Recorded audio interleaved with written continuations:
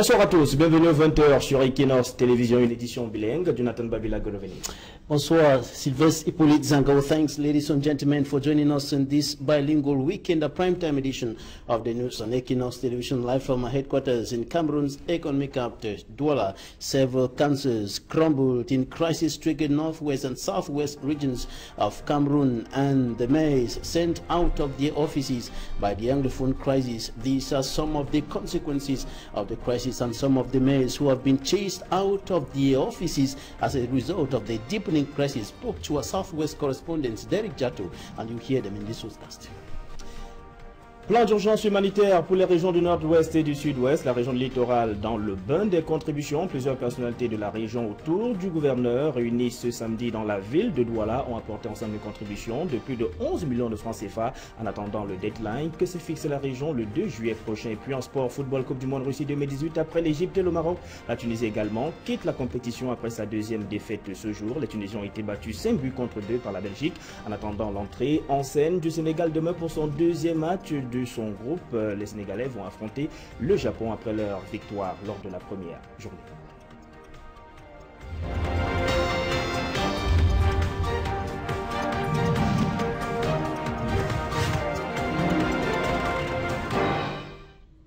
Une fois de plus, bonsoir et bienvenue. Vous êtes sur Equinox Télévision. Plan d'urgence humanitaire pour les régions du nord-ouest et du sud-ouest, la région littorale, déjà dans le bain des contributions. Plusieurs personnalités de cette région réunies autour du gouverneur ont ensemble apporté une contribution de 11 375 000 francs CFA en attendant le 2 juillet prochain, date que s'est fixée la région du littoral pour l'ensemble des contributions. C'était donc ainsi lancé pour la région ce plan d'urgence humanitaire, une initiative du président de la République dont les articulations ont été énoncées en milieu de cette semaine par le Premier ministre et chef du gouvernement, Philémon Kian. Au finish, ce sera à peu près 13 milliards de francs CFA qui devront être contribués pour apporter du secours aux populations des régions du nord-ouest et du sud-ouest qui sont en proie aux exactions des sécessionnistes et même qui fuient les affrontements entre l'armée camerounaise et les séparatistes. Parlons de toute autre chose à présent. Après des années passées quasiment dans l'abandon, le centre pour enfants vulnérables à Bétamba renaît. Ce foyer qui a participé dans les années 80 et 90 à faciliter la réinsertion sociale des enfants égarés dans des comportements indécents vient d'être réhabilité. C'est un reportage de Jean Guizobo. Vous avez suivi l'histoire depuis la liste que certains d'entre vous ont été victimes. Le gouverneur de la région du centre saisit désormais toutes les occasions qui se présentent pour entretenir les jeunes sur l'affaire Mida. Un piège qui, selon Nazeri Podbeya, s'est refermé sur des milliers de Camerounais, en majorité des jeunes, malheureusement piqués par le virus du gain facile. Le problème de la Mida nous a marqué dans la région du centre. C'est dans la région du centre que la Mida est née. Et c'est un problème qui a concerné toute la grande jeunesse du centre parce que beaucoup se sont retrouvés influencés, entraînés dans une pyramide de Ponzi. Quand je parle du travail, vous voyez que le dossier Mida, c'est beaucoup plus la jeunesse qui est impliquée. C'est parce que l'idée de faciliter, d'avoir l'argent facile, ne pas travailler, ça c'est des idées qui ne sont pas bonnes pour la jeunesse et pour une république qui veut avancer. La vie facile, c'est justement la voie qu'aucun jeune ne devrait emprunter au risque de gâcher son avenir. Une prescription faite à la nouvelle équipe dirigeante du Conseil régional de la jeunesse. Ils doivent donc mettre dans des actifs le travail, et que seul le travail paie. Ils doivent respecter les institutions. Ils doivent donc encourager les jeunes à adhérer au travail, aux idiots qui incarnent donc la République. De ne pas penser qu'ils sont un syndicat, donc d'éviter les choses qui vont donc aller à l'encontre des institutions. Brice Gaël Sop et son équipe ont la lourde mission de redorer le blason d'une structure qualifiée par certains d'inutile et de budgétivore. Aujourd'hui, il est d'abord question de moraliser nos jeunes et de s'atteler à favoriser l'auto-emploi jeune. L'objectif du Conseil de la jeunesse, c'est de porter les revendications des jeunes vers l'État. Maintenant, organisme budgétivore, il est clair que ce n'est pas pour rien qu'on existe. on va fédérer la jeunesse, surtout au cours de cette mandature. Ces nouveaux maçons qui ont reçu l'onction des autorités régionales avec à leur tête le gouverneur seront jugés au pied du mur, là où les prédécesseurs ont laissé un bilan plus que mitigé. Reportage de Marcelin Gansop sur cette sortie gouverneur de la région du Centre alors qu'il procédait à l'installation de nouveaux membres du Conseil national de la jeunesse pour la région du Centre, a invité donc les jeunes à tourner le dos au gain facile en tirant les leçons de l'affaire Mida. Et revenons sur ce reportage de Jean-Guy Zogo. Après des années passées quasiment dans l'abandon, le foyer pour enfants vulnérables de Bétamba renaît. Ce foyer qui a participé dans les années 80 et 90 à faciliter la réinsertion sociale des enfants égarés dans des comportements indécents vient d'être réhabilité. Voici un jeune apprenant de l'institution camerounaise de l'enfance de Bétamba recevant son kit de menuiserie pour aller affronter la vie après sa formation, loin de l'image du bagne digne du récit d'Alexandre Dumas dans le conte de Monte Cristo qu'on a souvent eu de cette institution. C'est l'un des temps forts de la cérémonie de réception de la première phase du chantier de réhabilitation de cette institution qui a eu lieu à Bétamba. Aujourd'hui, c'est la première phase. Cette première phase qui nous a permis, n'est-ce pas, de constater les travaux qui ont été réalisés. Et cette première phase qui porte sur les financements du budget 2017 a déjà été achevée. Au terme de ces travaux, 80 enfants pourraient déjà être accueillis dans ce centre lors de la rentrée de cette année. S'agissant de l'aspect pédagogique, il n'est pas question de mettre les apprenants au fer, mais de l'améliorer, explique la ministre des Affaires sociales. Nous allons plutôt améliorer. La ligne pédagogique va s'améliorer. C'est-à-dire au-delà de ce qui se faisait ici avant, nous espérons pouvoir offrir des solutions durables à toutes les catégories des enfants vulnérables. Sur le chantier, le génie militaire en charge de la conduite des travaux relève les aménagements déjà effectués. La réhabilitation de la salle polyvalente, la réhabilitation de l'infirmerie avec le bloc toilette, une médiathèque entièrement équipée, une menuiserie réhabilitée, équipée, un pavillon des agneaux comme dortoir, une section scolaire et bien évidemment un forage avec un château d'eau qui ont été réalisés. D'autres bonnes volontés, notamment du secteur privé, accompagnent aussi ce projet de réhabilitation du centre de l'enfance de Bétamba avec la mise sur pied d'une médiathèque. Le projet, c'est bien les enfants en détresse, les enfants vulnérables qui sont les cibles privilégiées des actions du ministère des Affaires sociales et de la Fondation Orange, dont nous sommes en partenariat formel officiel pour pouvoir venir en aide à ces enfants vulnérables. Au terme de la réhabilitation de l'institution de l'enfance de Bétamba, créée à la fin des années 70, 500 enfants en moyenne pourront être accueillis au sein de ce centre dès 2019. Et le réseau des députés dédié aux questions relatives à la jeunesse se penche sur l'accompagnement des jeunes entrepreneurs. Les députés membres de ce réseau se sont réunis en session à l'Assemblée nationale à Yaoundé. Le réseau Espérance Jeunesse REJ, le regroupement des députés dédiés aux questions relatives à la jeunesse à l'Assemblée nationale, se penche sur l'accompagnement des jeunes entrepreneurs. Une session de ces réseaux s'est tenue sur cette problématique à la Chambre basse du Parlement. Ces assises marquent la nécessaire synergie qui doit exister entre le gouvernement et le Parlement pour la prise en charge des questions d'intérêt national, comme celle qui nous réunit ce jour, à savoir l'emploi et le chômage. Le ministère de l'économie et des petites et moyennes entreprises apporte en appui son expertise à l'initiative des parlementaires. Ces jeunes qui sont très nombreux doivent d'abord tout faire pour avoir une formation professionnelle, soit à l'école où ils sont, soit dans les ateliers et les centres qui existent. Ensuite, ils doivent se présenter devant les nombreuses structures que l'État a créées pour eux, s'ils veulent exercer un auto-emploi, s'ils veulent créer leur entreprise. Les jeunes entrepreneurs, pour leur part, bien que déterminés à prendre à bras le corps la question de l'auto-emploi, relèvent néanmoins nombre d'embûches sur leur chemin. on ne considère pas l'entrepreneuriat comme une activité professionnelle à part entière. Et on a des familles qui ne nous soutiennent pas, on a l'entourage qui nous rejette. Nous avons également l'insuffisance de formation. On a 80% des startups qui meurent 2 ans après leur création. Ça suppose qu'il y a un déficit de formation et on a le sempiternel problème du financement. Ce qui ne les empêche pas de faire preuve d'ingéniosité dans les projets qu'ils conduisent. C'est un magazine de bande dessinée qui incite à l'entrepreneuriat. Donc nous avons déjà gagné 2 prix internationaux avec ce magazine. Il est en format bilingue, 35 exemplaires distribués dans 11 pays différents et dans 17 villes au Cameroun. Donc bientôt nous allons faire le lancement officiel et pouvoir produire le dessin animé en 3 dimensions disponible sur Android et qui va pouvoir générer 12 millions d'euros par mois. Le pari du REJ est de contribuer à l'émergence de jeunes entrepreneurs, loin du tout fonction publique, qui ne permet pas de résorber l'épineuse question du chômage des jeunes au Cameroun. Des petits pas du REJ face à l'immensité de la question du chômage qui bat des records au Cameroun parmi les jeunes.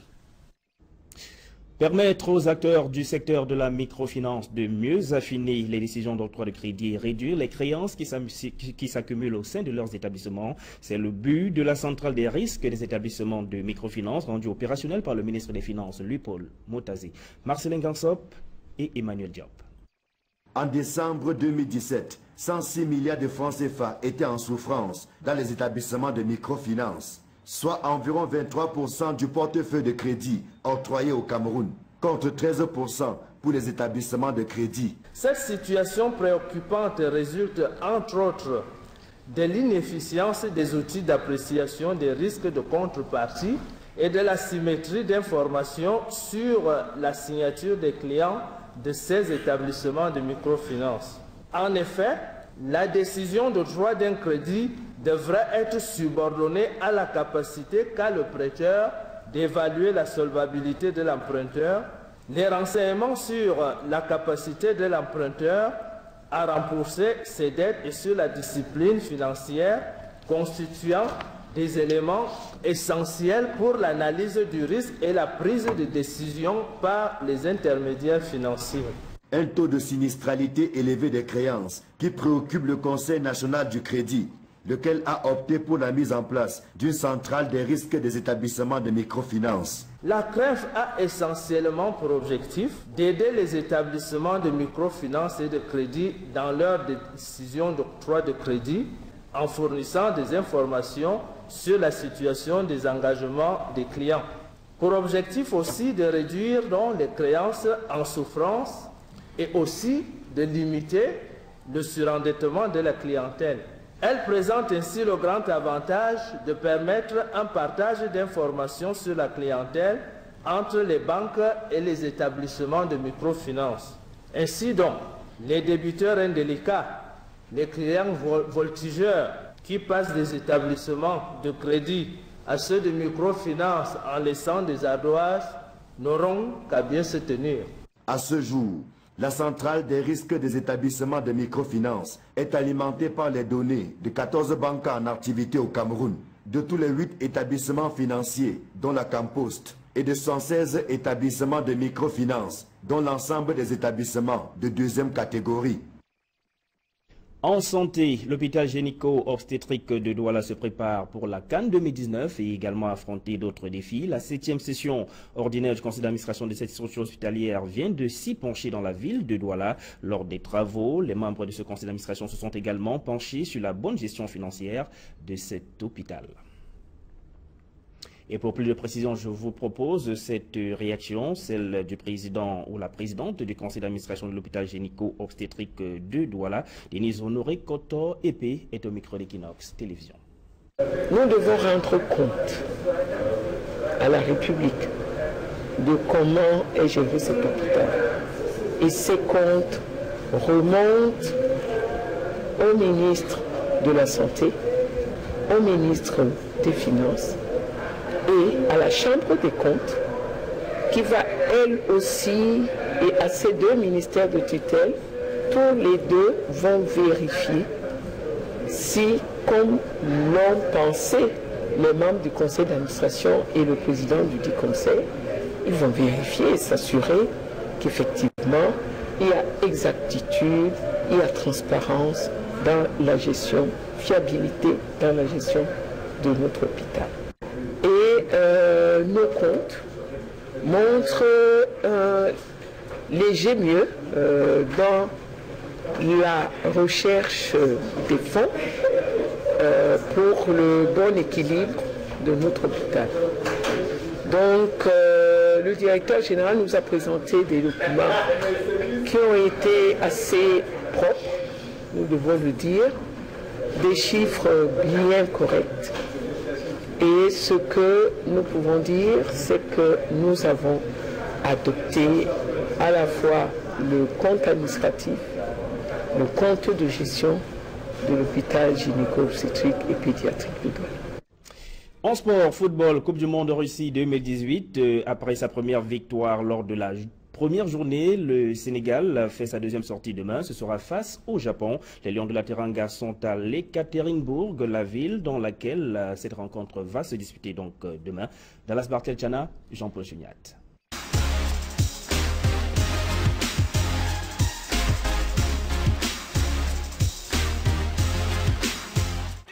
Vainqueur 2-1 sur la Pologne, les Lions de la Teranga du Sénégal n'ont pas eu le temps de jubiler à fond leur première victoire dans cette Coupe du Monde.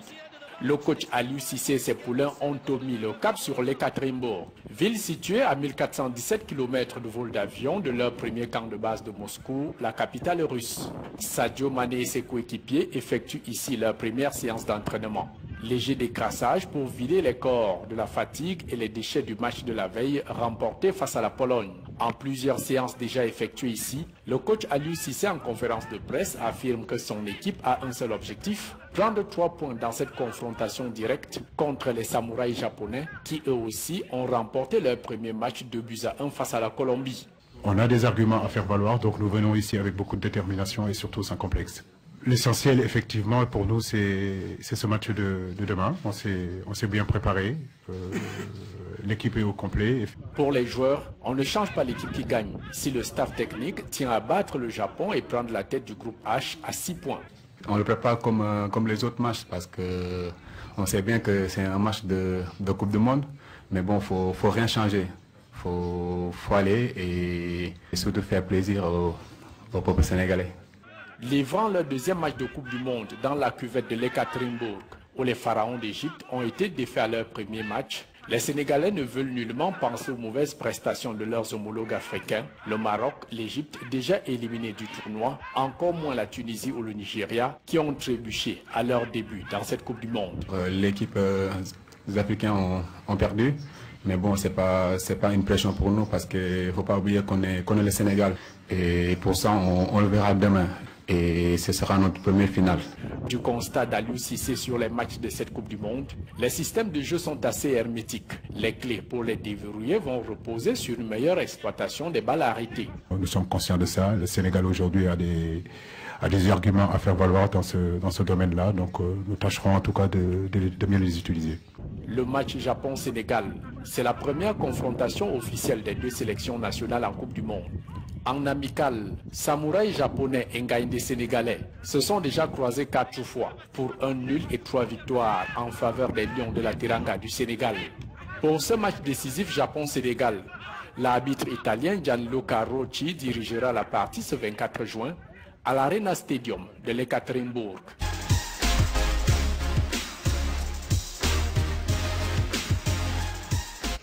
Et la Tunisie, elle, est éliminée comme l'Égypte et le Maroc. Les Aigles de Carthage ont enregistré leur deuxième défaite dans cette Coupe du Monde ce samedi. La Tunisie a été battue 5-2 par la Belgique.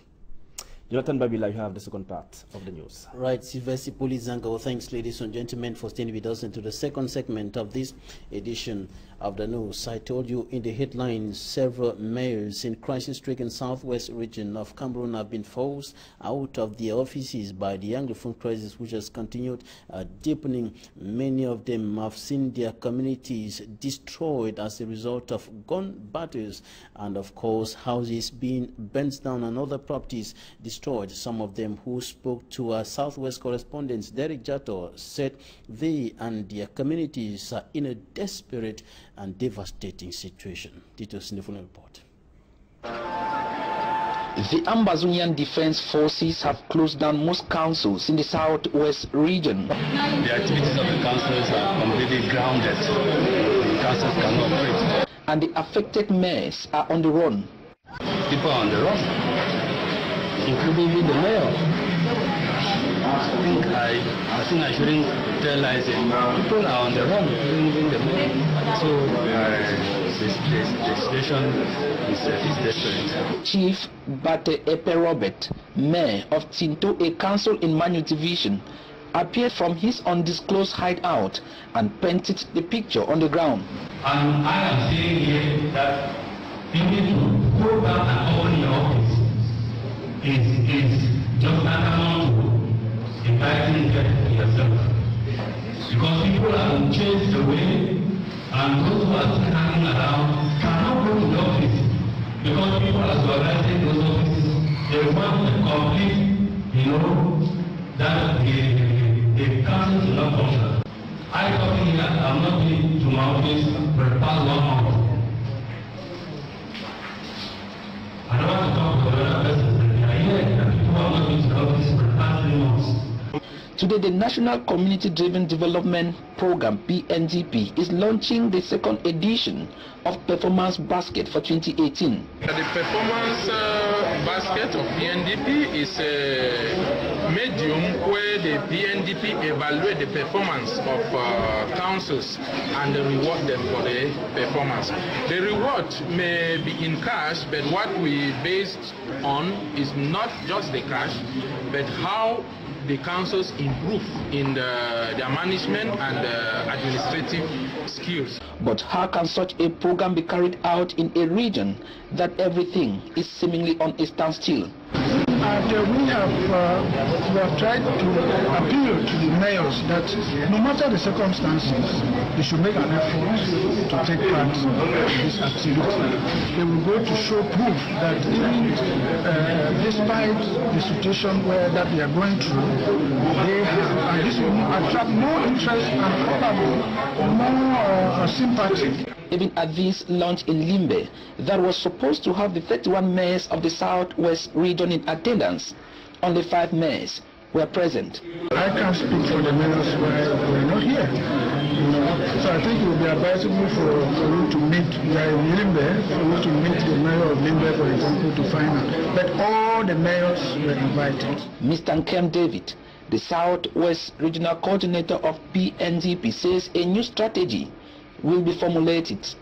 The Performance Basket technical team engaged by the Southwest Governor was also installed, and these members are having a 2-year mandate. Contributions are going on to meet the more than 12 billion francs CFA target of emergency plan for the northwest and southwest regions of the country. The littoral region has joined the rank of contributions to assist the people who have been displaced by the Anglophone crisis, those who are within the national territory and those who are now seeking refuge, thousands of them in number in the Federal Republic of Nigeria. In the littoral region, authorities converge on the governor's office today in a meeting chaired by the governor of the littoral region, Samuel Jedune Vaha Diboa, and at the end of the day, the amount of money collected amounted to 11 million francs CFA, 11,375,000 francs CFA collected today from authorities in the littoral region of the country, as well as other officials from the private sector who are equally contributing for the national emergency plan for the northwest and southwest regions of the country. In the meantime, it has become a difficult thing for many persons to travel to from Buea to Kumba and from other parts of the country to Kumba because of the uncertain situation and the fear that is looming over that region as well as the northwest region because of the deepening Anglophone crisis. It should be recalled that that highway linking the southwest regional capital Buea and the major city of Kumba, I should recall that Kumba is one of the major cities in the southwest region, notably as far as the Anglophone crisis is equally concerned. That highway was blocked, and a reporter, Davidson Maimo, saw how commuters suffered. Some of them were stranded for days at the My 17 Motor Park and others equally stranded in Kumba. Take a listen to this special report.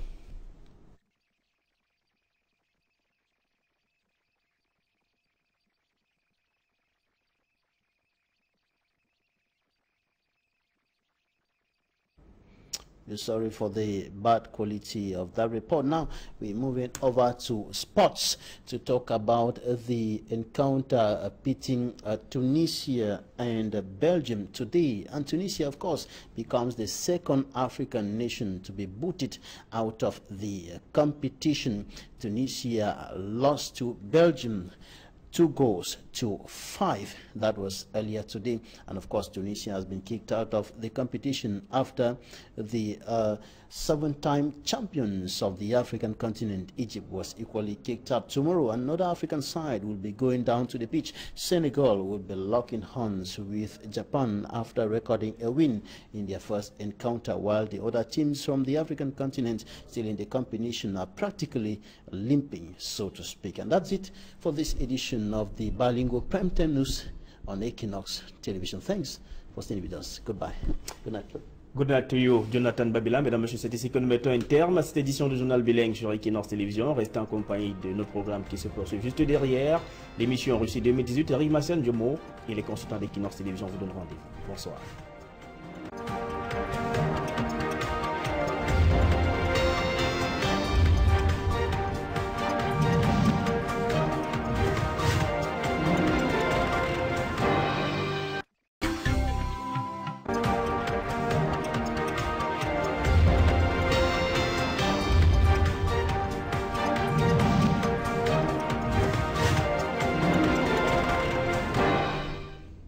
Bonsoir à tous, bienvenue aux 20h sur Equinox Télévision, une édition bilingue. Jonathan Babila, good evening.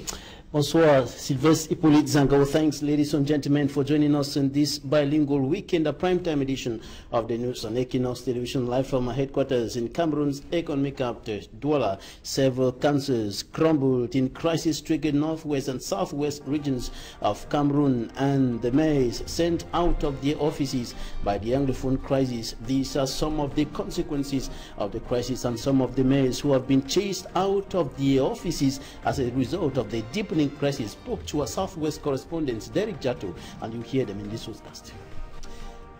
Plan d'urgence humanitaire pour les régions du nord-ouest et du sud-ouest, la région littorale dans le bain des contributions. Plusieurs personnalités de la région autour du gouverneur réunis ce samedi dans la ville de Douala ont apporté ensemble une contribution de plus de 11 millions de francs CFA en attendant le deadline que se fixe la région le 2 juillet prochain. Et puis en sport, football, Coupe du Monde Russie 2018, après l'Égypte et le Maroc, la Tunisie également quitte la compétition après sa deuxième défaite ce jour. Les Tunisiens ont été battus 5-2 par la Belgique. En attendant l'entrée en scène du Sénégal demain pour son deuxième match de son groupe, les Sénégalais vont affronter le Japon après leur victoire lors de la première journée.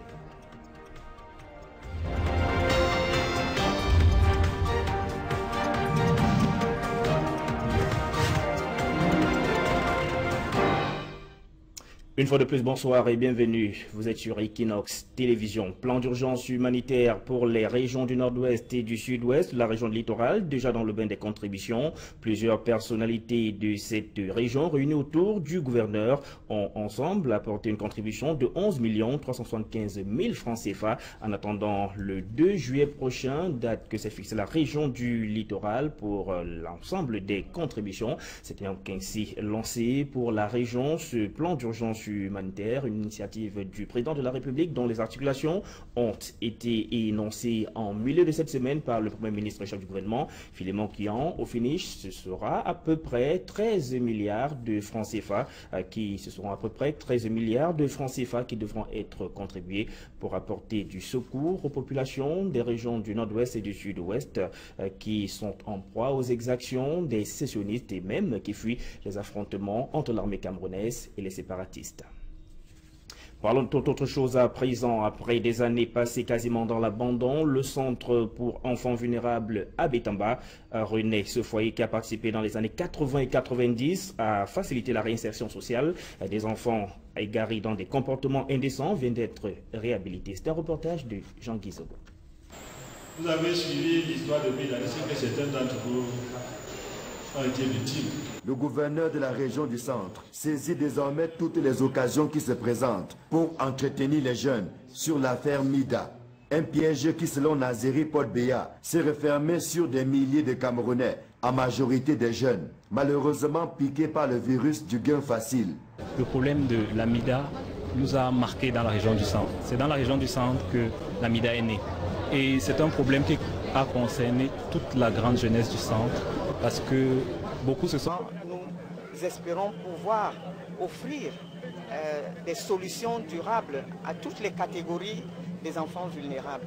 Sur le chantier, le génie militaire en charge de la conduite des travaux relève les aménagements déjà effectués.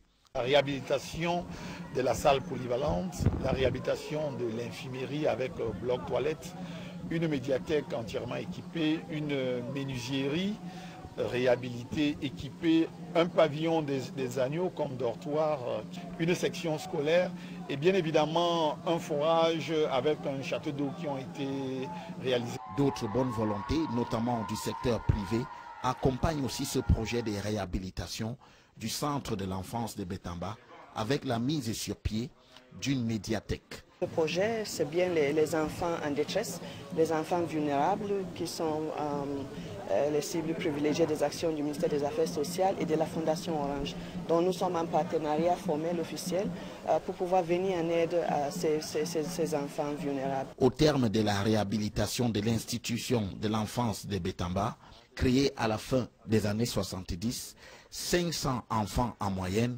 pourront être accueillis au sein de ce centre dès 2019. Et le réseau des députés dédié aux questions relatives à la jeunesse se penche sur l'accompagnement des jeunes entrepreneurs. Les députés membres de ce réseau se sont réunis en session à l'Assemblée nationale à Yaoundé. Le réseau Espérance Jeunesse REJ, le regroupement des députés dédiés aux questions relatives à la jeunesse à l'Assemblée nationale, se penche sur l'accompagnement des jeunes entrepreneurs. Une session de ces réseaux s'est tenue sur cette problématique à la Chambre basse du Parlement. Ces assises marquent la nécessaire synergie qui doit exister entre le gouvernement et le Parlement pour la prise en charge des questions d'intérêt national, comme celle qui nous réunit ce jour, à savoir l'emploi et le chômage. Le ministère de l'économie et des petites et moyennes entreprises apporte en appui son expertise à l'initiative des parlementaires. Ces jeunes qui sont très nombreux doivent d'abord tout faire pour avoir une formation professionnelle, soit à l'école où ils sont, soit dans les ateliers et les centres qui existent. Ensuite, ils doivent se présenter devant les nombreuses structures que l'État a créées pour eux, s'ils veulent exercer un auto-emploi, s'ils veulent créer leur entreprise. Les jeunes entrepreneurs, pour leur part, bien que déterminés à prendre à bras le corps la question de l'auto-emploi, relèvent néanmoins nombre d'embûches sur leur chemin. On ne considère pas l'entrepreneuriat comme une activité professionnelle à part entière. Et on a des familles qui ne nous soutiennent pas, on a l'entourage qui nous rejette. Nous avons également l'insuffisance de formation. On a 80% des startups qui meurent 2 ans après leur création. Ça suppose qu'il y a un déficit de formation et on a le sempiternel problème du financement. Ce qui ne les empêche pas de faire preuve d'ingéniosité dans les projets qu'ils conduisent. C'est un magazine de bande dessinée qui incite à l'entrepreneuriat. Donc nous avons déjà gagné 2 prix internationaux avec ce magazine. Il est en format bilingue, 35 exemplaires distribués dans 11 pays différents et dans 17 villes au Cameroun. Donc bientôt nous allons faire le lancement officiel et pouvoir produire le dessin animé en 3 dimensions disponible sur Android et qui va pouvoir générer 12 millions d'euros par mois. Le pari du REJ est de contribuer à l'émergence de jeunes entrepreneurs, loin du tout fonction publique, qui ne permet pas de résorber l'épineuse question du chômage des jeunes au Cameroun. Des petits pas du REJ face à l'immensité de la question du chômage qui bat des records au Cameroun parmi les jeunes.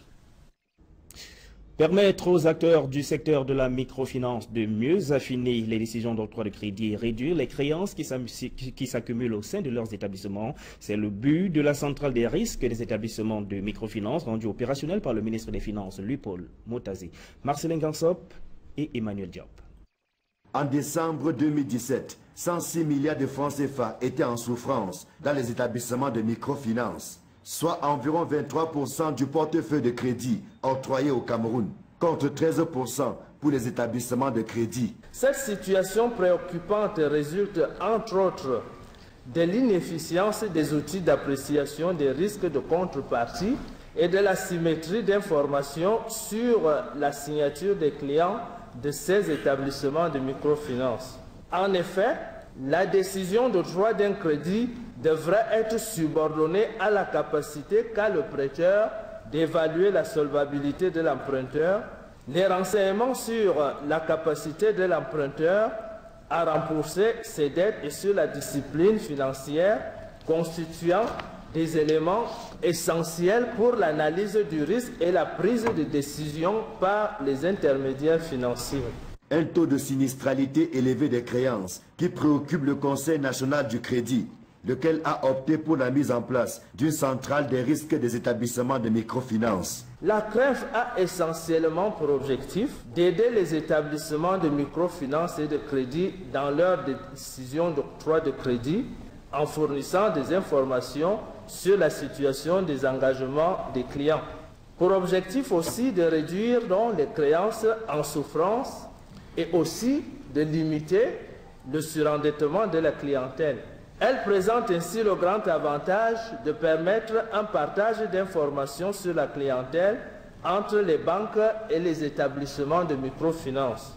Ainsi donc, les débiteurs indélicats, les clients voltigeurs qui passent des établissements de crédit à ceux de microfinance en laissant des ardoises n'auront qu'à bien se tenir. À ce jour, la centrale des risques des établissements de microfinance est alimentée par les données de 14 banques en activité au Cameroun, de tous les 8 établissements financiers, dont la Campost, et de 116 établissements de microfinance, dont l'ensemble des établissements de deuxième catégorie. En santé, l'hôpital gynéco-obstétrique de Douala se prépare pour la CAN 2019 et également affronter d'autres défis. La 7e session ordinaire du conseil d'administration de cette structure hospitalière vient de s'y pencher dans la ville de Douala. Lors des travaux, les membres de ce conseil d'administration se sont également penchés sur la bonne gestion financière de cet hôpital. Et pour plus de précision, je vous propose cette réaction, celle du président ou la présidente du conseil d'administration de l'hôpital gynéco-obstétrique de Douala, Denise Honoré Koto Épée, est au micro d'Equinox Télévision.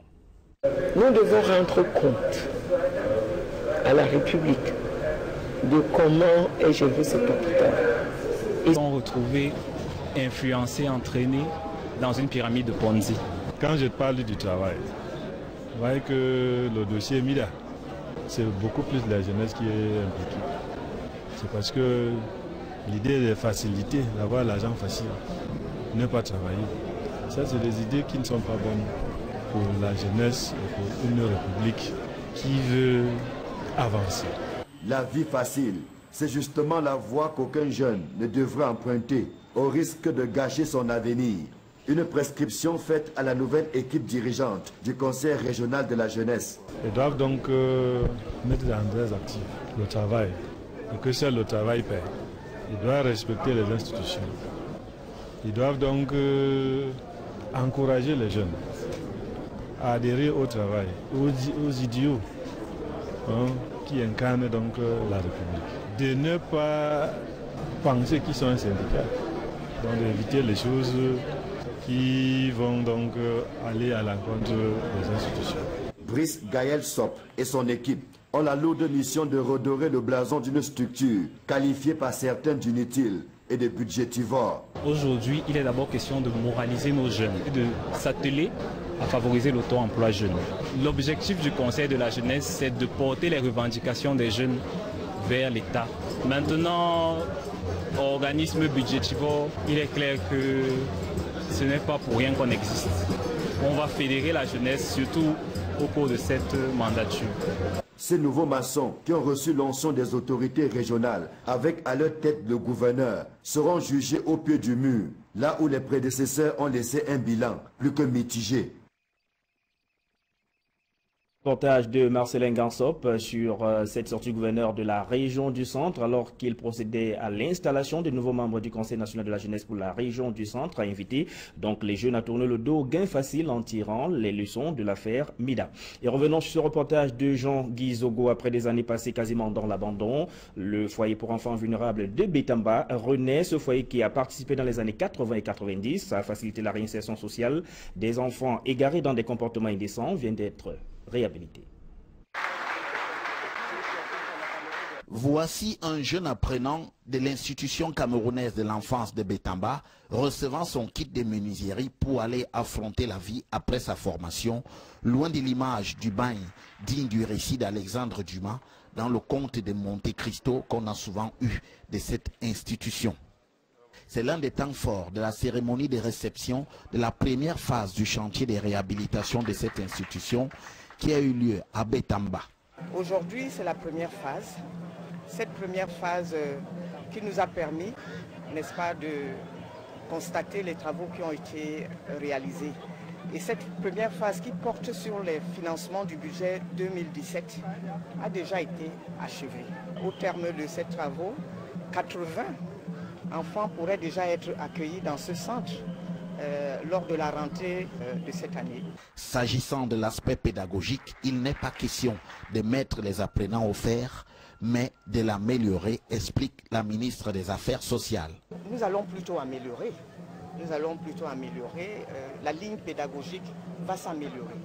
C'est-à-dire au-delà de ce qui se faisait ici avant. Ces comptes remontent au ministre de la Santé, au ministre des Finances et à la Chambre des comptes qui va elle aussi, et à ces deux ministères de tutelle, tous les deux vont vérifier si, comme l'ont pensé les membres du conseil d'administration et le président du dit conseil, ils vont vérifier et s'assurer qu'effectivement il y a exactitude, il y a transparence dans la gestion, fiabilité dans la gestion de notre hôpital. Et nos comptes montrent léger mieux dans la recherche des fonds pour le bon équilibre de notre hôpital. Donc le directeur général nous a présenté des documents qui ont été assez propres, nous devons le dire, des chiffres bien corrects. Et ce que nous pouvons dire, c'est que nous avons adopté à la fois le compte administratif, le compte de gestion de l'hôpital gynéco-obstétrique et pédiatrique de Douala. En sport, football, Coupe du Monde de Russie 2018, après sa première victoire lors de la première journée, le Sénégal fait sa deuxième sortie demain. Ce sera face au Japon. Les Lions de la Teranga sont à l'Ekaterinbourg, la ville dans laquelle cette rencontre va se disputer donc demain. Dallas Bartel-Chana, Jean-Paul Chuniat.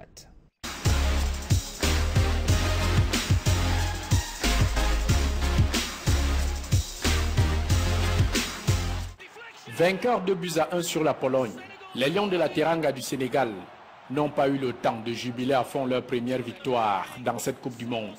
Le coach Aliou Cissé et ses poulains ont mis le cap sur l'Ekaterinbourg, ville située à 1417 km de vol d'avion de leur premier camp de base de Moscou, la capitale russe. Sadio Mané et ses coéquipiers effectuent ici leur première séance d'entraînement.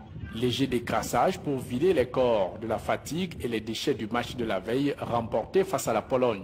En plusieurs séances déjà effectuées ici, le coach Aliou Cissé en conférence de presse affirme que son équipe a un seul objectif, prendre 3 points dans cette confrontation directe contre les samouraïs japonais qui eux aussi ont remporté leur premier match 2-1 face à la Colombie. On a des arguments à faire valoir, donc nous venons ici avec beaucoup de détermination et surtout sans complexe. L'essentiel, effectivement, pour nous, c'est ce match de demain. On s'est bien préparé. L'équipe est au complet. Pour les joueurs, on ne change pas l'équipe qui gagne. Si le staff technique tient à battre le Japon et prendre la tête du groupe H à 6 points. On le prépare comme les autres matchs parce qu'on sait bien que c'est un match de Coupe du Monde.